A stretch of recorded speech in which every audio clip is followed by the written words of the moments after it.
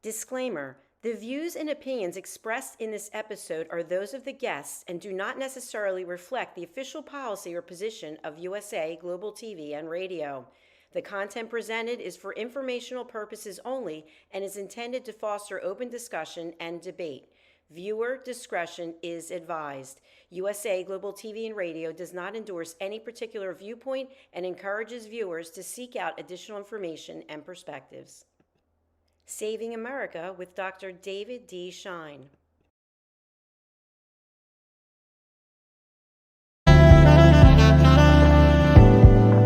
Welcome to USA Global TV and Radio, where our mission is to provide education, entertainment, hope, and inspiration. USA Global TV and Radio connects you with experts and audiences all around the world every single day to help you succeed in business and to live a richer life. Visit us at usaglobaltv.com to learn about career and life-changing training and mentoring programs like the Listening Mentor. Subscribe to our newsletter to stay informed about our special programs and offers. Discover how you can become a guest on one of our shows or a host or producer of a USA Global TV and Radio show of your very own. That's USA Global TV and Radio, where the doctor is always in.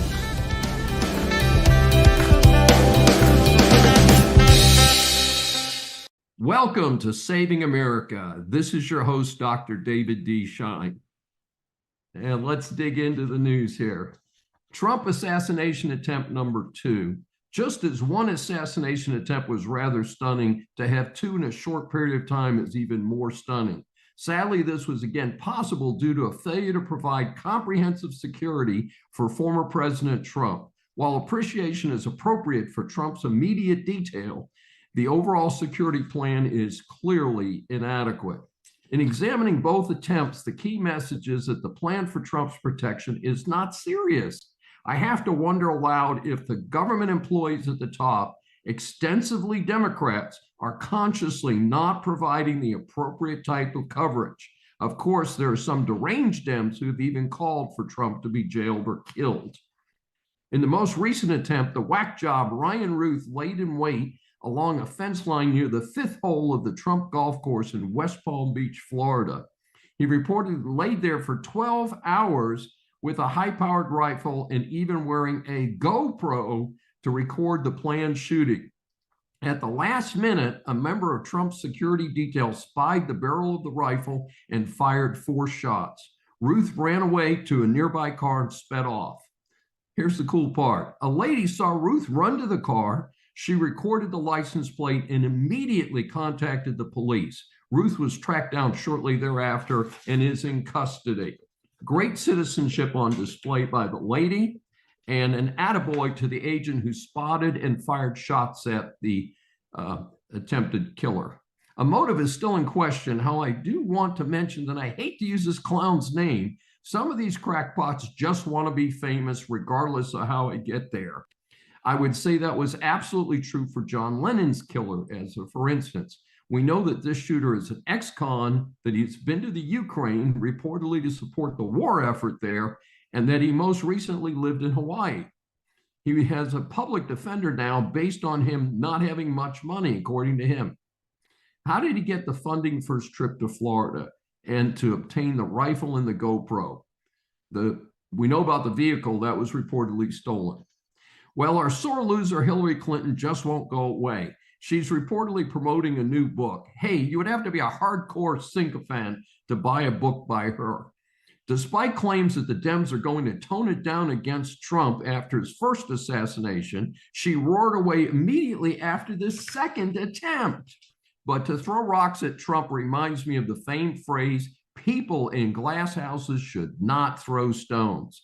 She and her wandering buddy have such a long list of scandals that an NPR piece goes on for pages about the Clinton scandals.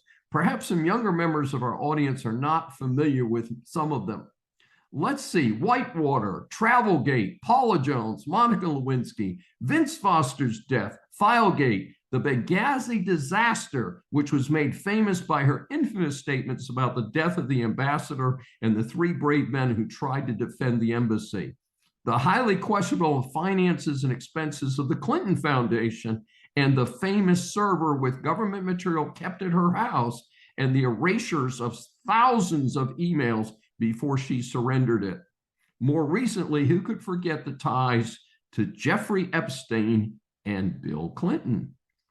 So, in short, Hillary, nobody with any sense cares about you. You're a bitter old biddy. This is a cautionary tale. This will be your experience in the rest of the USA if the Soros-backed soft-on-crime DAs continue under incompetent Democrat leaders of many of our wonderful cities. I spent the last weekend in San Diego, California, and in reflecting on it, the song California Dreaming, a 1965 hit by the Mamas and Papas, came to mind. It was a beautiful song about a beautiful place. That was then. Today, California, after a dozen years of Democratic leadership, is ruined. Most know about the destruction of San Francisco and LA.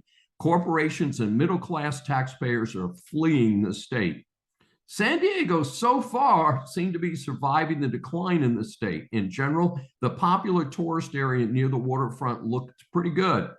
While having breakfast at a nice cafe, I did see one of the worst-looking street people I have ever seen. I am not sure why the police did not remove this filthy and near-naked creature to a facility to help him out. That's not humanity as far as I'm concerned. Like any trip, I forgot an item and decided to take a walk to an urban Ross Dress for Less store. Turned out to be a 10-block walk. That was okay. And it was a nice walk until I arrived at the Ross store, which was not far from the courthouses in downtown San Diego. A guard outside the only operating door with a very quiet store on a Saturday afternoon should have been adequate notice. The guard let me into the store. Inside, I was greeted by 2 guards and a system to let consumers in and out of one entrance only. I was told I'd have to produce a receipt to exit the store. That was fine, as I have this habit of paying for things that I buy. Virtually everything in the store had those electronic tags that can only be removed with a gizmo at the checkout counter. I found my one item, although not really what I wanted, in the store crowded with merchandise, but not customers.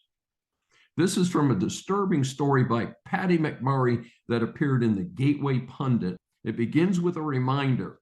In 2020, just 44,000 votes across Arizona, Georgia, and Wisconsin won Joe Biden the presidency. On August 12, 2024, the DNC released a memo announcing it would spend 6 figures to collect up to 9 million Democrat votes from overseas. But hey, folks, only 4.4 million U.S. citizens reside overseas, and only 2.8 million of those are of voting age. The problem is that it's easy to vote from overseas. The Uniformed and Overseas Citizens Absentee Voting Act allows online voter registrations without verification of identity or citizenship status. This is from an article in the American Thinker. Pennsylvania may be the most crucial of the 6 or 7 states described as swing states. In one way, the Dems shot themselves in the foot not selecting moderate Democrat Shapiro, the Pennsylvania governor, as Harris's VP select. How ballots are handled in Pennsylvania is critically important. The state does not require ID when voting by mail. Worse, Pennsylvania Supreme Court has eliminated signature match. They have no idea who is voting these mail ballots. The latest offense by its Supreme Court is that the ballots do not even have to be dated. You know, the Dems are crooked since they will not endorse policies on ballot security and citizenship verification. I hope we can get a red sweep this election season, and maybe we can get a nonpartisan election reform movement going. In the worst kept official secret in decades, the Fed lowered the official government funds rate by a half point. The first quarter point was a gimme, but the next quarter point was a clear nod to help in a tough race for the Democrats. Now, some of our audience might jump up and say, but Dr. Day, the Fed is supposed to be non-political. Right, and I have a bridge for sale in Brooklyn. Supposedly, the extra quarter point was due to the recent very sketchy job market data and a number of predictions of an economic slowdown. As a fiscal conservative, I still worry that this is simply too soon. Inflation is closer to 3% than the target 2%. And with the national debt and consumer debt at record levels, I favor a tougher path for the government. In a story that's still exploding as we recorded this week's episode, at least 12 are already dead and thousands were injured as pagers exploded on nearby Hezbollah terrorists. Apparently, the demented leader feared that the Israelis would spy on their mobile phones, so ordered his fellow terrorists to carry old-fashioned pagers. These apparently and somehow were booby-trapped with a signal device and a small charge. That was round one. In round two, the radios or walkie-talkies that some of them were carrying are now exploding. Hey, couldn't happen to a nicer group of terrorists. This is the crew that recently dropped a missile on a soccer field in Israel where Arab children were playing, killing a dozen of them. That's right, these were Arab children that were murdered. Putin throws his support behind Kamala Harris for president. If any of the audience needed another reason not to vote for Harris, Wall's ticket, the crazed murderer of thousands, Putin has endorsed the Harris candidacy. Wrapping up, scientists use food dye found in many places, including Doritos, to make see-through mice. Food dye transformed the skin of mice into a living window revealing blood vessels, muscle fibers, and gut contractions. This is from an oddball story in the Washington Post. They report that researchers from Stanford University injected a food dye known as yellow number 5 into the stomach, scalps, and hind legs of mice. The skin of the mice temporarily became a living window into their blood vessels, muscles, and gut. Now, while this is fascinating research based on light refraction, hey, for myself, I think I'll stick with X-rays. Our series of interviews for Saving America establishes that the world is full of interesting people. Saving America welcomes Dr. Danielle Lord. She is a native of the Pacific Northwest and has spent her career helping to develop others, creating unique curricula for organizations large and small, and served as a university professor. She holds a PhD in leadership theory. Her bio says that her superpower is helping people to connect the dots, making and discovering connections that might not have been realized before. Dr. Lord's firm is called Archetype Learning Solutions. She's recently started a webcast on USA Global Network. We welcome Dr. Danielle Lord for her first appearance on Saving America. Well, thank you, Dr. Schein. I hope it's the first of many. This is such an important topic. I think it's very well connected with the conversations that I'm having about really making sure we can bring compassion back into the world because it's so lacking right now. Sounds like a winner to me. As you know, we asked our guests 3 questions that we've researched in advance. So number one, tell us, our audience, about how leadership differs from management.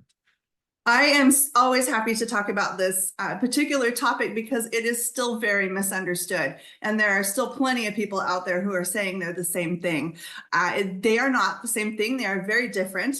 It is my hypothesis that our management practices are really rooted in a historical element of the industrial era in which we collectively came together and started working as humans in factories. At that point in time, that industrial era, kind of the Victorian era, it was actually illegal, at least in the Western European context of Britain, to live in poverty. It was illegal to be poor. And you had people clamoring for jobs that paid pennies per day. It was very easy to be let go or terminated from that job because someone was always waiting to pick it up. So our whole context of work is rooted in that paradigm, which was all hail the machine. The machinery, the equipment, the automation was very brand new to industry, and everything that we knew was about making sure that those machines ran efficiently, and we needed management to do that. So management, by definition, is about a transactional process that includes budgeting, prioritizing, scheduling, tasking, making sure things are staying in line with the work that needs to be done to accomplish the goals. That does not require any human relationship. And that's where leadership becomes so important, and how leadership is different from management. It's making sure that those things are happening through an influence-based positive relationship in which the leadership and the team members are working together towards those goals. That's my definition. Fascinating. What can our audience learn from your latest book? Tell us a little bit about that. So thank you. I just published my latest book. It's called Engaging Your Employees. We are facing an engagement deficit in this country, and I would probably say worldwide. Engagement scores are, of course, what we call employee engagement is what is defined by Gallup as the discretionary effort that our employees, or our team members, as I like to call them, put forth in the organization. For 30 years, we've been telling people that your voice matters. And for 30 years, I haven't sat across the table with executives for 30 years, but basically at the time that I have spent, about half of that around the same tables with executives, listening to their conversations, has told me that the voice doesn't matter, the voice of the employee. And from my hypothesis is that if we want to lead through a relationship, influence-based relationship, we have to have a personal relationship of presence, vulnerability, and authenticity with the people that we are leading. So my book outlines 12 heart-centered strategies that are 11 of them are completely free. It just requires you to have some vulnerability and some presence and engage with people in an entirely different level. The very same things that our employees or our team members are asking for. So that's my latest book. You can get the book. It's available on Amazon, and in the back there are 12 or 13 QR codes, and you can scan those QR codes and download a variety of tools to help you implement those heartfelt strategies. Fascinating. And our third question is, what's the best advice you can give to a business student or early career executive about achieving success? Because we talk about, if you want to be successful, you need to be more than a manager. You have to be a leader. So where does that come in, and how would you talk to your younger self or to someone that you know? And to all of my graduate students, I talked to them about the notion of the relationship, the leader team member relationship, and that is where you get the biggest bang from your buck. It doesn't come from ego. And that's the biggest problem that we have, I think, in our organizations today, is that we see the ego continue to perpetuate. We see the ego continuing to be rewarded. In our organizations, we are still rewarding for performance, not behavior. And there was a fascinating study, and it grew legs and walked off. I can't find my original copy, but it was from 1989 from Dr. Fred Luthans, who said that most as successful, as he defined them, so for those listening, I just used air quotes around successful, but our successful leaders are promoted based on the notion that they have made somebody else look good. And that was either through securing a large contract, bringing in a large amount of money, whatever that looked like was not necessarily always in the best interest of the team members or the people who make up the organization. So I always tell leaders, aspiring leaders in business, make sure that there's no trail of dead bodies behind you as you ascend into leadership roles. It is not about stepping on people. It is about lifting them up to make the organization a much better place. I've had my own very fascinating self-discovery, if you will, over the 2.5 years that I have been in business for myself. And I taught the innovation course. I was the lead faculty at the graduate school where I was at. And the MBA students were required to take a course on innovation. And part of that course was this idea of getting our business leaders to understand that innovation, creativity only comes when the mind is completely free of stress, the mind and the body, because it's an interconnected thing, right? The mind and the body have to be completely free of stress in order to be creative and innovative. And we're not free of stress when we have leaders that are micromanaging us, when we have leaders that are promoting toxic behavior, when we have leaders that are chastising everything that we do. And I thought I was in a position that I really was free from stress. I had executive level positions that I held and really believed that I was free from all of that. And it wasn't until 2 years into being in my own business as an business owner, that I really discovered that, wow, I am far more innovative and creative now being out there on my own than I ever was, even at the executive level, functioning at that level. So business leaders, again, in air quotes, leaders, you got to have the influence, you got to have the relationship. So when I say leaders, that's who I'm referring to, but leave the ego behind. It is really about lifting up the employees of your organization so that the organization can be successful, not necessarily you. You will be successful if you're doing the right thing. Now, we are seeing finally an improvement in opportunities for women. Do you give different advice to women than men, since women have been used to now, gee, it's terrific, I'm moving into management, but the transition from management to leadership may be a little bit more difficult for women? I do absolutely believe that that is a truth. And I think what happened was, in the 1980s, I think we had enough scientific research or data to really demonstrate what good leadership looked like. And that's when we did start to see women enter into those leadership positions in 1980s, 1990s. I think what happened with women is that we adopted a toxic feminism approach to leadership positions or leadership roles, thinking that I have to act just like the men acted. In fact, I have to go one step further and be more masculine and more manly than the men were. And I think what that embodied was this idea of toxic feminism. I think we had a fantastic and missed opportunity to come in as our true, authentic selves, as women who are the carriers of culture, who are known to be kind and genuine and large-hearted, and really show what great leadership looked like. I think that was a big miss. Fascinating. And as you know, we try and keep this short so people will actually listen to these interviews. But how can our audience get more information about you and your book and the things you're working on? Thank you. So you can call or text me at my business line, which is 253-269-2116. I take calls or text messages. You can also email me at Danielle@archetypelearningsolutions.com. And the things you think about when you're naming your business, you don't think about how long the email address is going to be. But Danielle@archetypelearningsolutions.com. That is also my website. You can find my website at that same address, archetypelearningsolutions.com. The American higher education system is in trouble.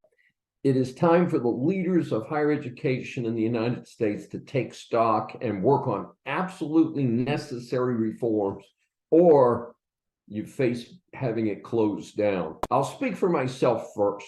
I came from an economically challenged background. What did I have going for me? Number one, parents who were encouraging me like crazy to focus on schoolwork. Neither one of them got past high school. And then a first-class K through 12 experience, K through 8 in a Catholic grammar school under the old system with mostly nuns teaching, heavy-duty focus on reading, writing, and arithmetic. Gee, what an idea. And then after that, very good public high schools. So the teachers were committed to education. None of this union nonsense, none of this, gee, we'll go on strike.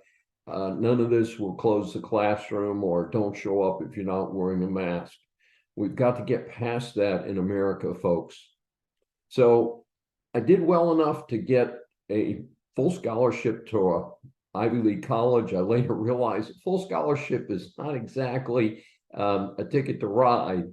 I did have to have federal loan money, and I also had to work all the time that I was in college. Nothing exciting about that. That's still pretty much true today. I did find that the Ivy League school that I went to was already contaminated with leftists and commies. The positive was that I was mostly taking science and business courses that had not yet been polluted by this movement to the left. And so I made out okay. Plus, the other thing I want people to understand is because of my solid parenting and solid lower grade education, I already had a good ability to think. I was not influenced by leftist professors. I knew the difference. I knew who had their heads screwed on right, and we work from that standpoint. And I think that's important also. So, it's part of the way this thing works. But over my life, I've earned a BA at the Ivy League school, an MBA, a law degree, and a PhD. And that PhD, I went back 25 years later after a successful legal career in order to enter higher education as a professor. I've put in my time, I've worked my butt off, I've done my publications, and I've made it to a full professor level, which was my objective when I went to get my PhD some years ago. For me, education was that pathway to a real and rewarding life. And I've been able to share that with my children and hopefully my grandchildren. And that's what's important to me. And I think that the value of education, at least in my book, is not hard to understand. But we've got a lot of folks out there saying that college education is no longer valuable. Well, what are some things that could be done to move forward and to be sure that that path is well done and is valuable? But let me quickly provide a disclaimer. Not everybody needs to go to college, and not everybody needs to go to college directly out of high school. Sons took time off before they went to college. When they did hit college, they hit it with a vengeance, and they both, I'm proud to say, did very well. So that sometimes a little break in the action helps. What do we need to do now? Number one, woke classrooms must go. The real world is not woke. Anyone who tries to claim there are more than two genders, for instance, needs to be tossed out of higher ed. Communist teachers, this is America. It is success is based on capitalism. Every failed government in the world has failed due to corruption and communism. Let's get straight, folks. There's not a diversity of opinion that we need to have on this particular issue. The commies have lost, and they've lost consistently throughout the world. And if they ever gain control of the world will have lost. Every civilization, Venezuela, the USSR, Cuba, represent failed countries, people without freedoms, a lack of invention, a lack of economic success. Let's not fool ourselves on that. Number three, no connection of higher ed in many cases to the real world. Even if you are being taught literature, drama, or theology, there must be a target for the use of that education. Where will these students be in their studies? And think about it. A 20-year-old or 22-year-old today very likely will work for the next 45 to 50 years doing what, using what skills. Go woke, go broke, and that includes students. Number four, we've got to focus on intolerance. Intolerance across the board is what we're seeing in many institutions of higher education. In fact, many of the highest rated in the past. And I say in the past because again, I'm a vocal critic of Harvard. I don't think it is the school that its reputation had brought it to. And I think that's a very important consideration. Can it regain it? It has billions and billions and billions of dollars in its endowment. The answer is yes, it can regain that position, but it needs to get its head straight and along the lines of what I'm talking about in this particular episode. Educated people like myself were exposed to everything. We didn't have to like it, but we knew what it was. We did not cry in the corner. We did not attack teachers who disagreed with us. Adults understand that there are many points of view.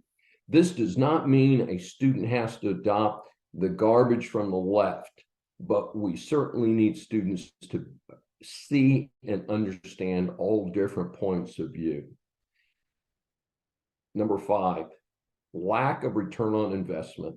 Parents who send their kids to major in vague subjects like gender studies, communications, that doesn't have a focus on PR marketing and so forth, are indeed wasting time and money.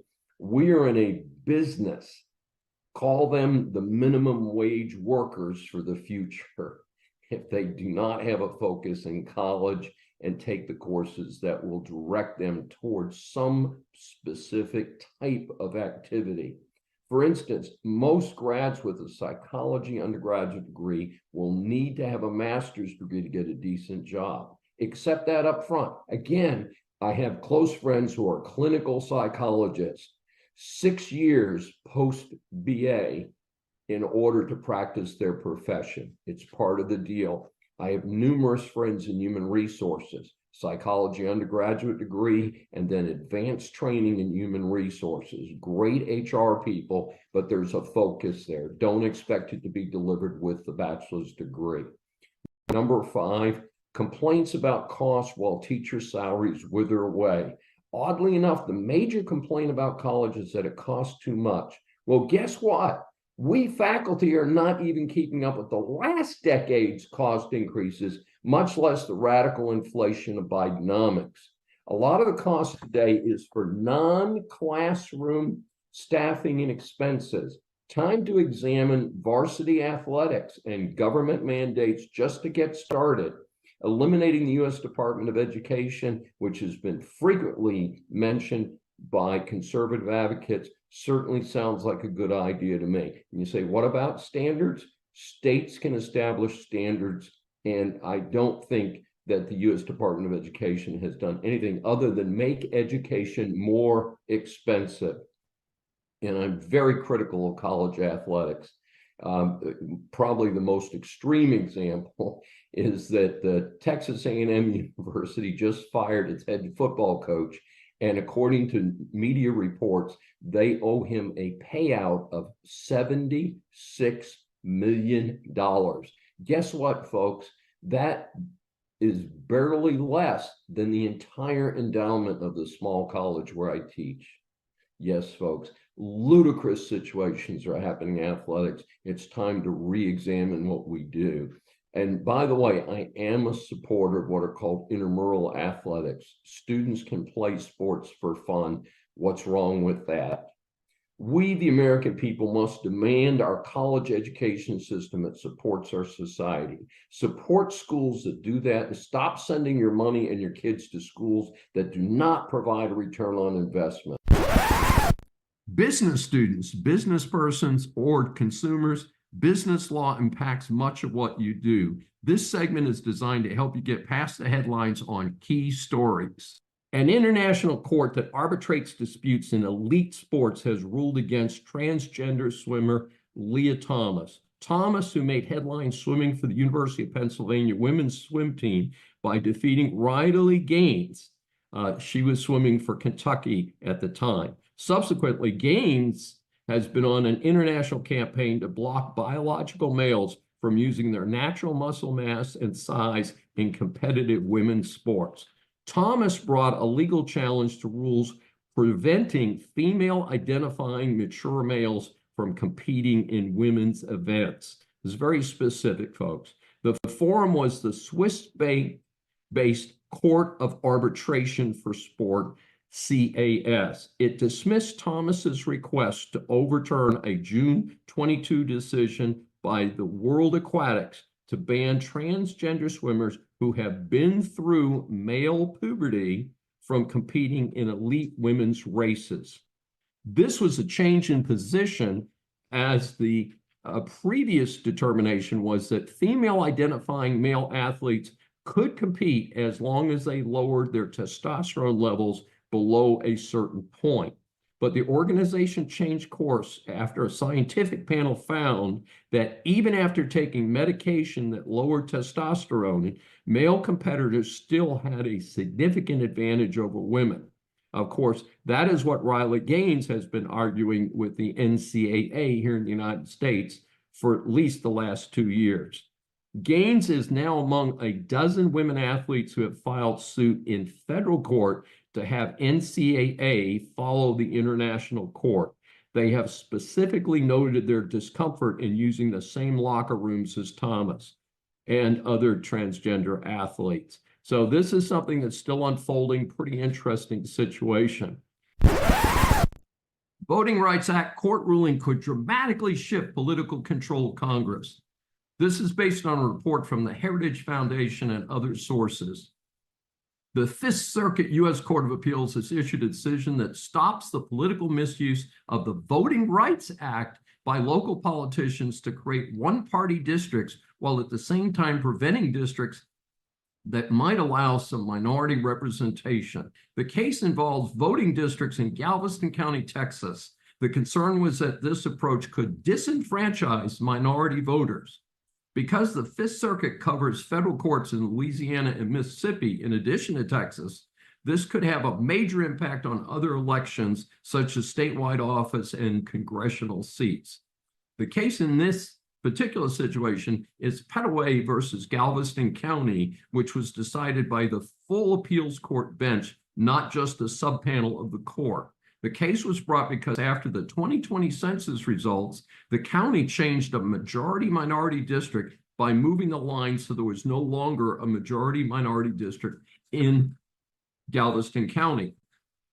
The decision concluded that Section 2 of the Voting Rights Act does not protect or authorize coalition claims either expressly or by implication. Coalition districts are districts in which no single minority group constitutes a majority of the voters. Instead, in those districts, there is a combination of different minority, racial, ethnic, or language groups that make up a majority of the voters, according to the report. The text of Section 2 states that practices that results in a denial or abridgment of the right of any citizen to vote on account of race or color or in contravention of the provisions protecting minorities. The process is unlawful if it is not equally open to participation by members of a class of citizens defined by race, color, or inclusion in a language minority. The report that I reviewed suggested that the GOP could gain some seats due to this ruling, although I'm not exactly sure how that would work. This wide-ranging ruling could produce changes in future voting districts within the Fifth Circuit states, but this is unlikely to be in effect before the November 5 election. Doctor charged in connection with Matthew Perry's death to appear in court after a plea deal. In a report from numerous sources, including the Associated Press, more legal news has developed regarding the sad and untimely death of Matthew Perry. Perry, of course, became famous during the 10-year run of the TV sitcom Friends. I have to admit, I was never a fan of the show. However, if nothing else, Perry was a human being and should have been treated as one. He was found dead in October 2023 from an overdose of ketamine. He was only 54. In an all too familiar situation, he was legally prescribed ketamine for depression by his regular doctor. However, he wanted to take more of this drug. Perry, in his 2022 memoir, Friends, Lovers, and the Big Terrible Thing, in which he admitted to having an addicted personality, in a complex scheme, two doctors, his personal assistant, a friend, and someone known as the ketamine queen, or a dealer, were involved in getting him access to quantities of the drug obviously beyond his prescribed amount. And this in turn led to his death. Most recently, Dr. Mark Chavez of San Diego reached a plea agreement with prosecutors and will testify in the upcoming October trials of the two remaining defendants.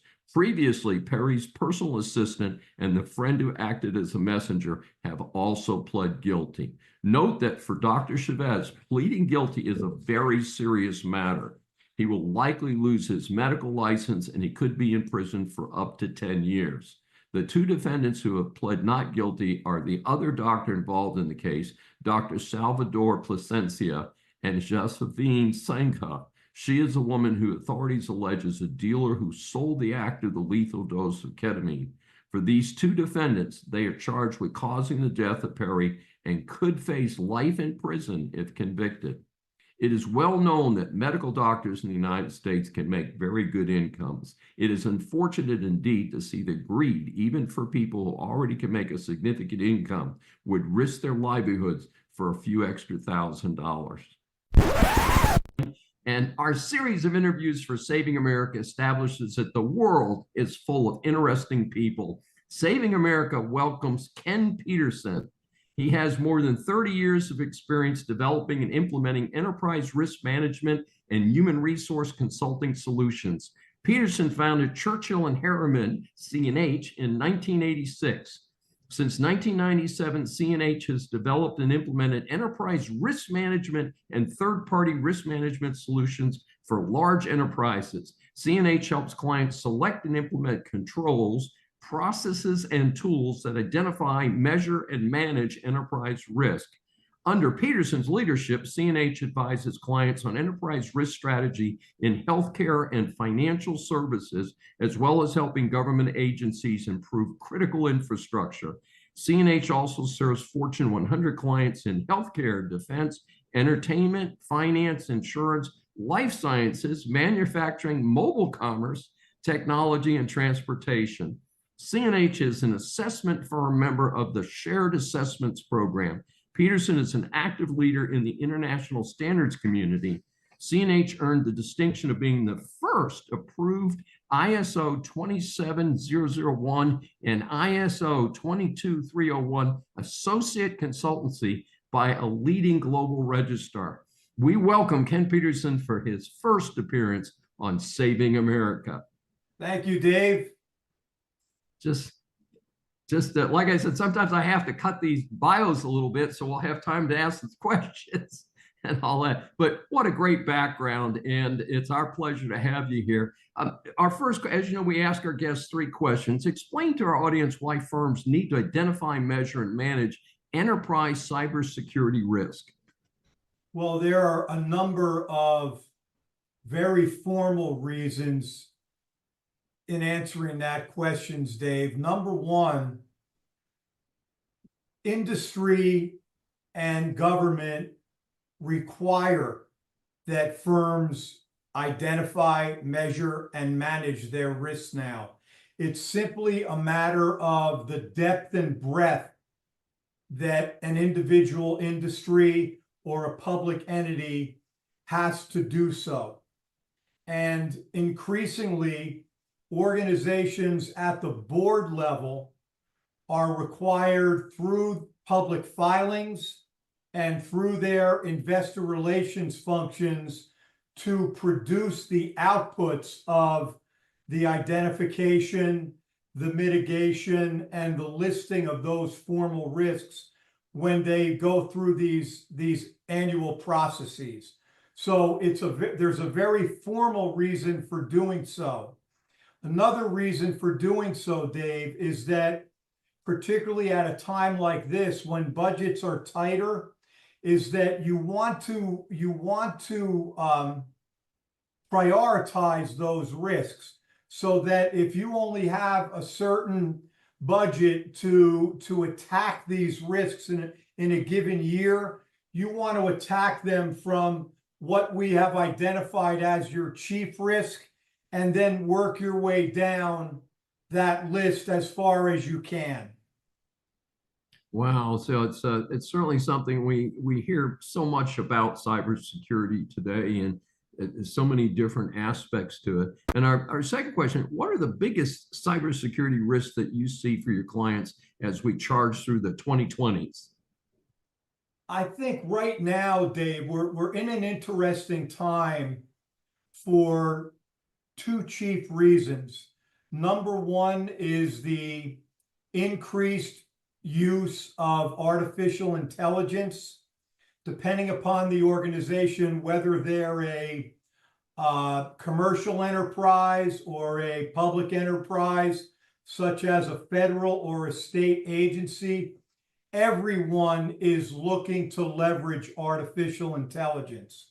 And again, depending upon the industry that you're in or whether you're a federal agency or a state agency or a local agency, there's going to be rules and regulations that you have to adhere to formally if you choose to use artificial intelligence. So that's the primary reason. Another reason for this, Dave, is that because we've practiced now at an international level with the most discreet clientele in the world in financial services, healthcare, other industries, and for public entities, every great once in a while, the stars get aligned and there's a confluence of burgeoning compliance requirements that are put upon industry or are put upon a public entity at the federal, state, or local level. This is one of those times. So rather than work your way through these risk assessment criterias or these risk management frameworks, you need a formal advisory partner like we are to help you optimize your resources as you attack those, because each one of those is going to have a different standard of care and is going to have different requirements that are put upon you that you're going to have to adhere to in order to satisfy those individual requirements. So it's really twofold right now. So it's a particularly interesting time, Dave. And now, just to clarify one point, you mentioned the significance of artificial intelligence. Does that make the job of cybersecurity more difficult? And if so, what's happening there? It does, Dave.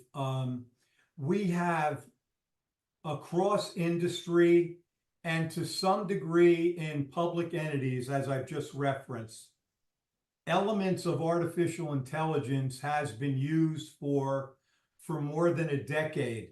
Some of the viewers might be familiar with the phrase continuous monitoring. Well, in the cybersecurity world, continuous monitoring often utilizes elements of artificial intelligence and has for some time. Now we're at a point where in different elements of cybersecurity, whether it's a deepening of the use of AI in continuous monitoring or in other elements of cybersecurity, the use of artificial intelligence is on the rise. And so there are institutions that are already, and I know this because we are working with clients now that are in this category of critical infrastructure. Organizations are looking at frameworks such as the NIST artificial intelligence framework or the ISO International Standards Organization artificial intelligence standard in order so that they can produce artifacts that are leveraged within their environment to produce artifacts that are then shared twofold, Dave, with their internal users, whether it be investor relations or compliance or their legal community, and simultaneously use with their external stakeholders, such as their customers, their prospect customers, or their regulators. So there's a huge opportunity to develop a proper strategy based on these accepted new burgeoning AI frameworks and standards that we can apply for a client to help them satisfy any such requirements. And we're doing that today. Fascinating stuff. And our third question today is, CNH has an impressive list of clients in many major industries. For our younger consultants hoping to follow in your footsteps, what do you recommend as an approach? How do you get rolling and what should they be doing? Well, the work that we do in the risk assessment discipline, Dave, is normally categorized today under what's termed governance, risk, and compliance. You'll often see the acronym GRC.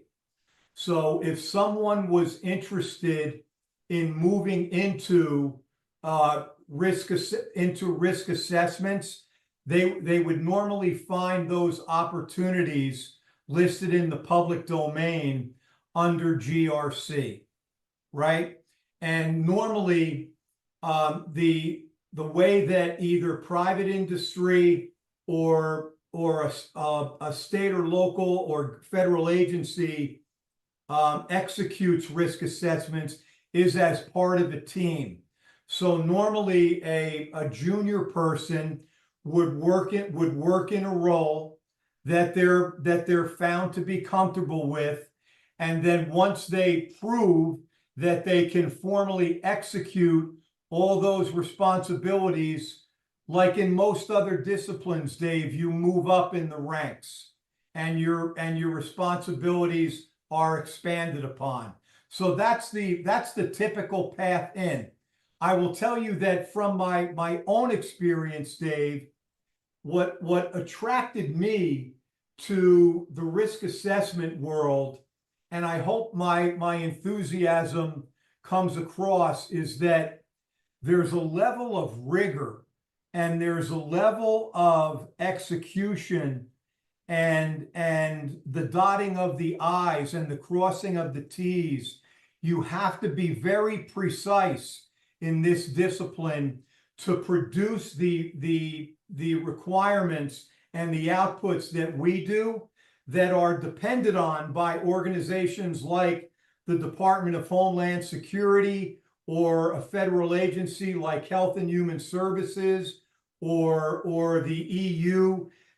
These are some of the organizations that depend on outputs that either we directly contribute to or we produce firsthand. That's what's exciting about this discipline, sir. Fantastic. And Ken, obviously we just touched the tip of the iceberg here. How can our audience get more information about you and your firm? Well, they can look up Churchill and Harriman. Our website is C for cat, H for Harry, U for United, S for states.com. There's a lot of information on our website. And we also, including elements of risk assessment.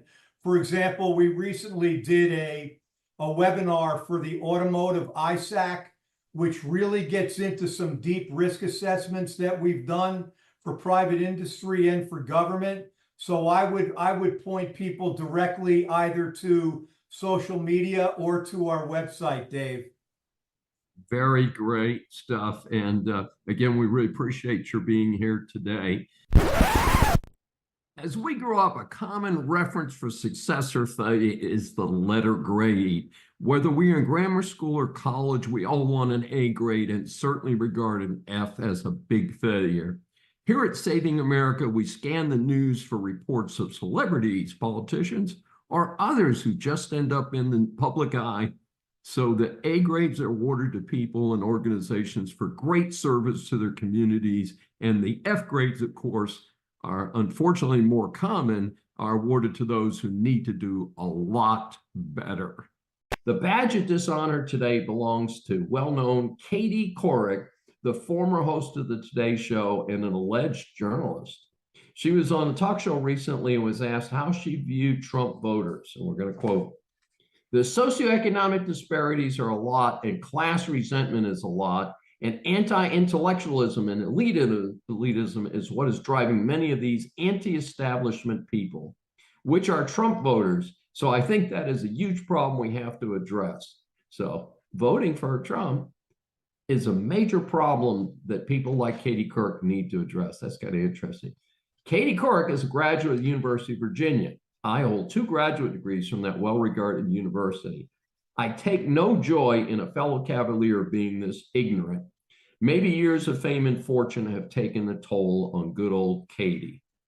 For the record, again, I am not a big supporter of Trump. However, he is the only candidate for president this time that I can support.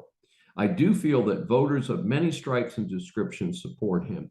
Recall that good old Hillary Clinton referred to the Trump supporters as deplorables, and in my opinion, that helped her to lose the 2016 presidential election. And I see Katie doing that in this particular situation. So, Saving America awards today's F grade to Katie Couric for both being blind to today's realities and failing to connect with a large swath of Americans who support Trump.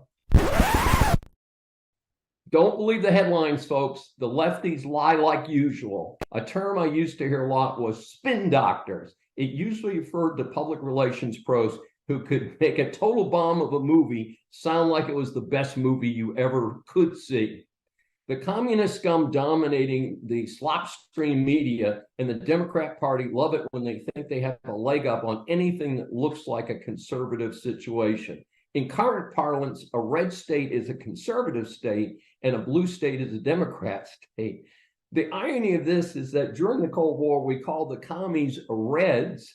So even the choice colors are part of the current day spin by the slopstream media and their colleagues. In any event, the dummies like to point out that some of the worst crime stats are coming from some of the red states. How can this be true? Aren't those the states with the right to carry gun laws and tough on crime policies? Well, you see, it's a little bit different than that. The truth is in the stats, which the liars do not want the public to actually analyze. Let's take our nearby neighbor. I'm in Houston, Texas, up the road about 2-3 hour drive. Travis County, Texas, with the base of Austin, Texas, the heart of liberalism and Marxism in the state of Texas. Place is dominated by a whack liberal operation. It has runaway crime. It has the 15th highest crime rate in the country, including homicides. Check out the homicide rates by county instead of looking at state averages.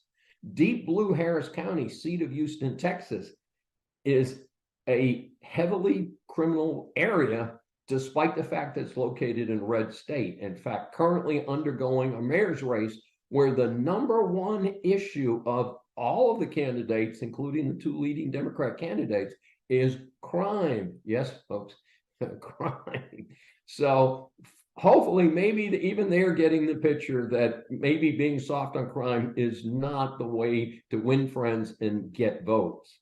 A Heritage Society report states, on average, counties that voted for Republican Donald Trump have a lower homicide rate, 4.06 per 100,000 people, while counties that voted for Biden have a higher rate of 6.52% per 100,000 people. Folks, that's a 50% higher homicide rate in red counties and in blue counties or Democrat-controlled counties versus red counties controlled by generally more conservative GOP folks. So don't let the slopstream media mislead you. Thanks for joining me for Saving America. If you have questions or comments, please find me on various social media sites. I'm Dr. David D. Schein, and I will see you next week. Welcome to USA Global TV and Radio, where our mission is to provide education, entertainment, hope, and inspiration. USA Global TV and Radio connects you with experts and audiences all around the world every single day to help you succeed in business and to live a richer life. Visit us at usaglobaltv.com to learn about career and life-changing training and mentoring programs like the Listening Mentor. Subscribe to our newsletter to stay informed about our special programs and offers. Discover how you can become a guest on one of our shows or a host or producer of a USA Global TV and Radio show of your very own. That's USA Global TV and Radio, where the doctor is always in.